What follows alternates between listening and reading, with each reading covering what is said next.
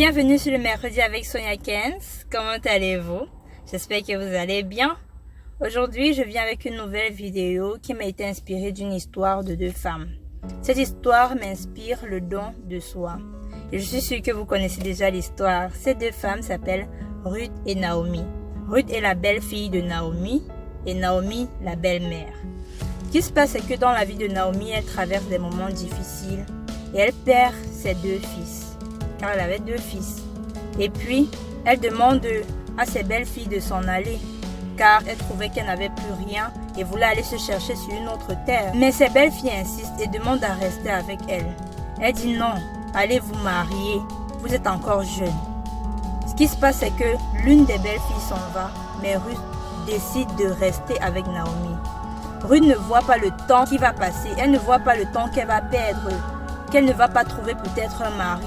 Mais elle décide de rester avec Naomi tellement elle a aimé et voyait l'amertume dans laquelle Naomi se trouvait. Et c'est comme ça que Ruth et Naomi font chemin ensemble. Arrivés sur la terre de Naomi, il y avait donc un homme dans sa famille qui était très riche et qui avait droit de rachat sur Ruth, c'est-à-dire qu'il pouvait l'épouser. Ce qui se passe, c'est qu'en guise de reconnaissance, Naomi présente Ruth, sa belle-fille, à cet homme pour qu'elle puisse avoir un mari. Et c'est comme ça que Boaz, sans même connaître l'histoire, trouve que Ruth est une femme vertueuse, car elle avait un comportement dont tout le village témoignait. Ils finirent par se marier et puis Ruth a eu un enfant qui aussi était un fils pour Naomi, vu qu'elle avait perdu ses enfants.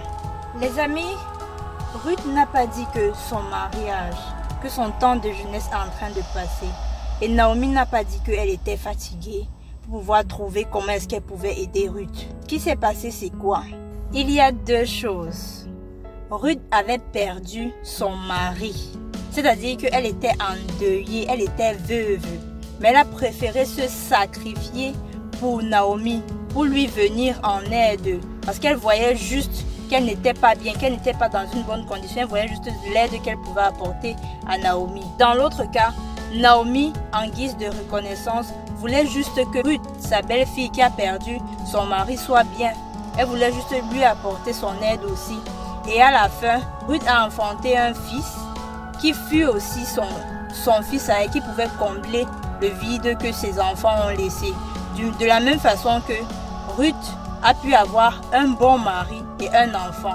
Bon, parce qu'à l'époque, c'était pas facile d'avoir un mari qui pouvait avoir droit de rachat sur elle. Et donc, elle a eu un mari qui avait droit de rachat sur elle, donc un bon mari et un enfant. Les amis, j'aimerais nous dire de considérer les avantages, les intérêts des autres avant de considérer les nôtres.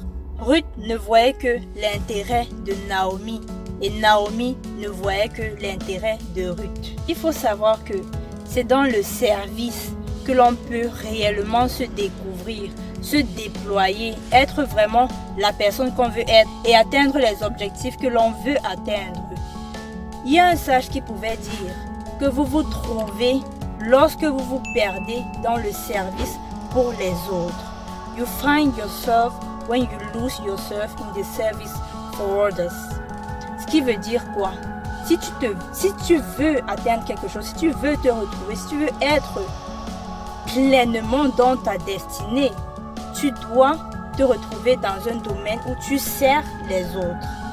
Ce qui se passe ici, c'est que Naomi et Ruth ont fait ce qui s'appelle le don de soi. Elles se sont données l'une pour l'autre. Aucune des deux n'a cherché son propre intérêt, mais chacune a cherché l'intérêt de l'autre. Et à la fin, chacune a eu ce qu'il fallait qu'elle ait.